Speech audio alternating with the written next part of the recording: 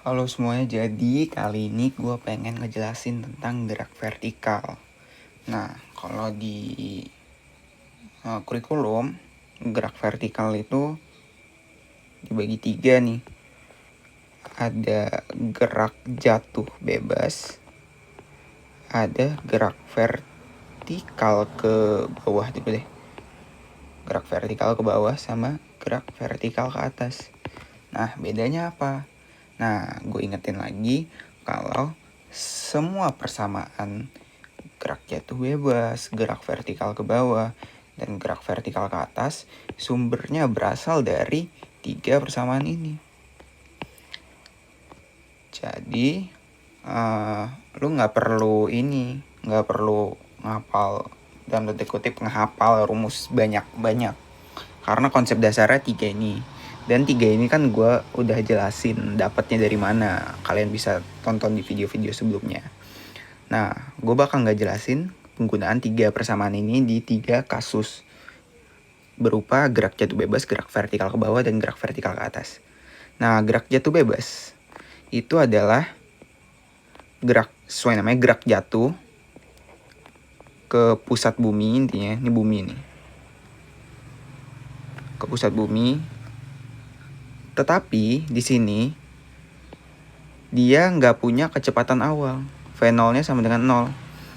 Jadi dia dilepas aja gitu. Misalnya gue lagi megang bola nih, tangan ya.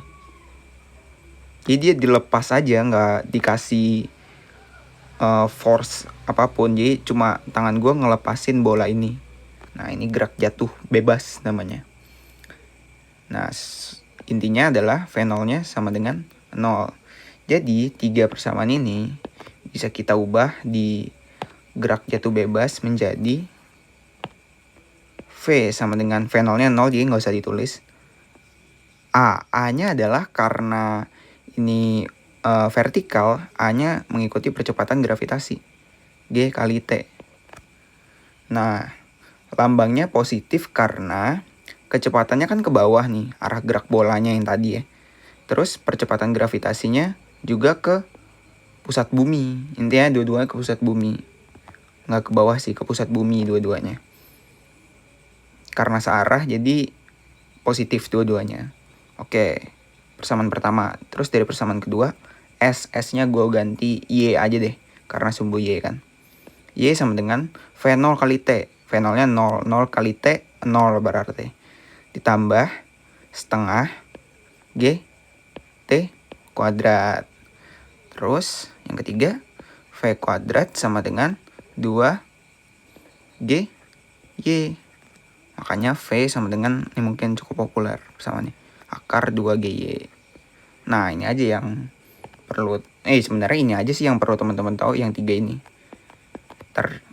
Turuninnya bisa jalan. Intinya konsepnya adalah untuk gerak jatuh bebas itu V0-nya sama dengan 0. Oke? Lalu gerak vertikal ke bawah. Nah, bedanya gerak vertikal ke bawah dengan gerak jatuh bebas adalah dia ada punya kecepatan awal. Jadi misalnya gue contohin tangan tadi. Nah, kalau gerak jatuh bebas, tangan gue cuma ngelepas doang. Tetapi kalau gerak vertikal ke bawah, gue ngedorong si bola ini. Sehingga dia punya kecepatan awal. V0-nya ada nilainya. Nilainya nggak 0 pokoknya. Nah, oleh karena itu persamaannya menjadi V sama dengan V0-nya ada kan, tulisannya V0 ditambah GT. Karena searah juga kan. V sama G-nya, kecepatan sama percepatannya. Lalu Y-nya sama dengan V0 kali T ditambah setengah GT kuadrat. Yang terakhir, V kuadrat sama dengan V0 kuadrat tambah 2GY berarti. Oke, udah dapat nih. Gue kasih warna hijau deh.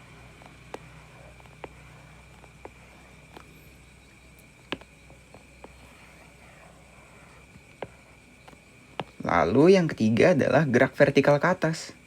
Nah, gerak vertikal ke atas sesuai namanya. Misalnya bola nih.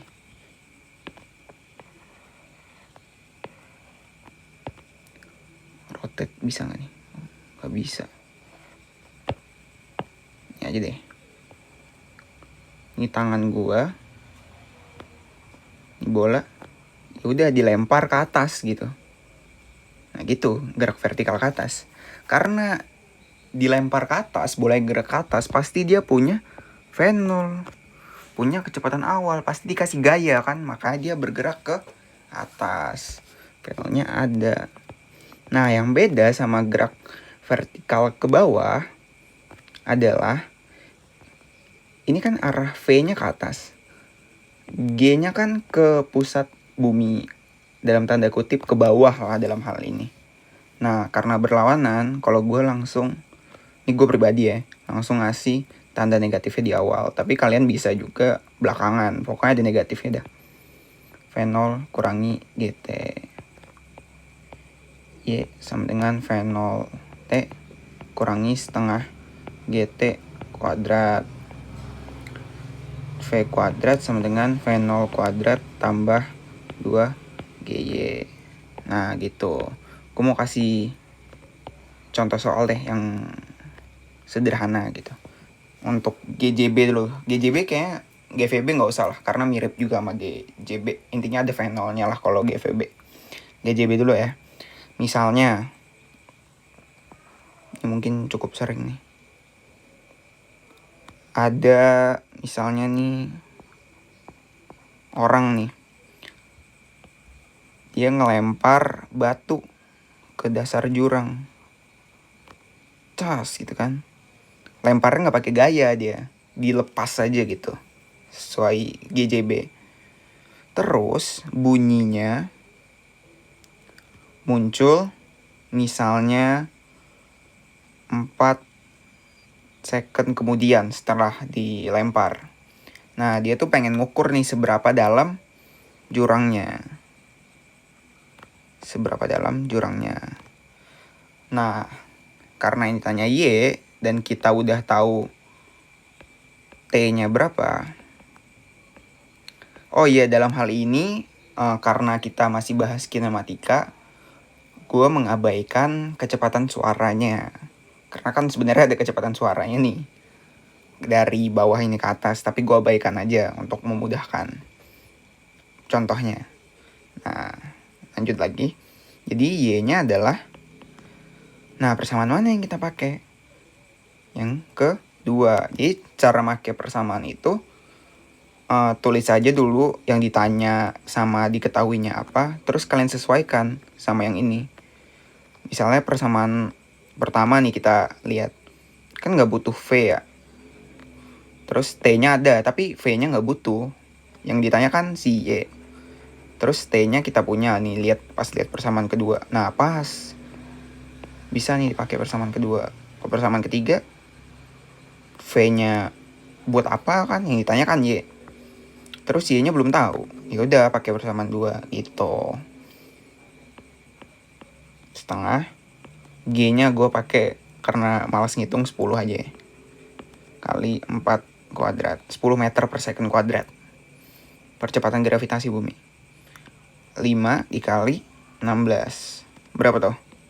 80 ya? 80. Ya 80 enggak? Iya 80 meter kedalamannya. Untuk GVB ya kurang lebih lah, pokoknya dia ada V0-nya. Nah, untuk GVA, gue mau ngasih contoh sebuah titik penting lah istilahnya dalam gerak vertikal ke atas. Soalnya kayak gini. Misalnya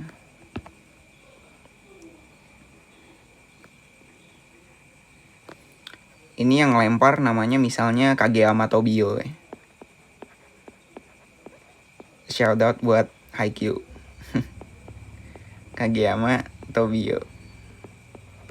Lempar ke atas nih, lempar bola voli gitu. Dia ngasih misalnya diketahui kecepatan awalnya adalah yang masuk akal aja 1 meter, cepat juga ya, 1 meter per second misalnya. Terus Oke, itu aja. Kecepatan awalnya 1 meter per second. Dia pengen mengetahui dengan kecepatan 1 meter per second ini, kecepatan awal 1 meter per second, berapa ketinggian maksimum dari bola voli? Y max. Oke. Nah, jadi ini titik yang penting ya. Kita punya V0. Terus yang ditanya Y. Nah, T-nya nggak diketahui kan. Berarti kalau gue lihat nih, ini nggak ada Y, di sini nggak ada Y. Di sini ada tapi T-nya belum diketahui. Di sini ada Y, G-nya kita tahu kan, anggap aja 10. V0-nya tahu, tapi V-nya nih nggak tahu nih. Kita nggak tahu V-nya berapa. Nah, disinilah yang penting untuk ketinggian maksimum. Jadi pada saat ketinggian maksimum, saat Y max itu V-nya sama dengan 0. Mungkin bisa gue visualkan kayak gini. Waduh, suara motor, sorry ya. Ini bola nih, dilempar ke atas. Awalnya bolanya kecepatan mungkin 1 meter per second kan. Makin lama kan si bola makin lambat, diperlambat sama gravitasi bumi. Set, diperlambat. Misalnya di titik ini dia jadi 0,3 meter per second. Nah, pasti ada di suatu titik sebelum dia jatuh ke bawah, sesaat kecepatannya 0 meter per second kuadrat. Jadi dia si bola itu sempat stop sebentar sebelum dia jatuh ke bawah setelah 0 meter per second. Jadi habisin semua kecepatannya dan sesaat kecepatannya adalah 0 meter per second. Kemudian dia jatuh ke bawah. Habis ini kan lo lempar bola voli, habis itu kan setelah ketinggian maksimum dia mulai jatuh ke bawah kan. Nah, pada saat ketinggian maksimum kecepatannya adalah 0. Nah, gitu. Jadi kita pakai persamaan yang ketiga. Masukin aja nih. Tulis dulu V kuadrat, V0 kuadrat tambah 2G Y max. V kuadrat. V saat Y maksimum kan 0. Ya udah 0 berarti. Tambah V0 kuadrat 1. 1 kuadrat 1 aja. Tambah 2 kali 10 kali Y max. Kekecilan ya 1 meter per second. Ya gitulah pokoknya. You get the point lah. Oke, sorry. Gue salah. Harusnya nih minus. Sorry ya. Kan gue bilang tadi minus dari awal. Minus. Jadi 0 sama dengan 1 kurangi 20 Y max.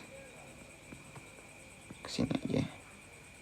20 Y max pindah ke kiri sama dengan 1. Jadi Y max-nya adalah 1 per 20 meter. Oh, kecil banget 1. Pokoknya gitulah. Gue nggak pandai dalam pengukuran sebenarnya. Tapi gitu pokoknya. Ya udah segitu aja sih untuk video kali ini. Semoga teman-teman paham. Thank you.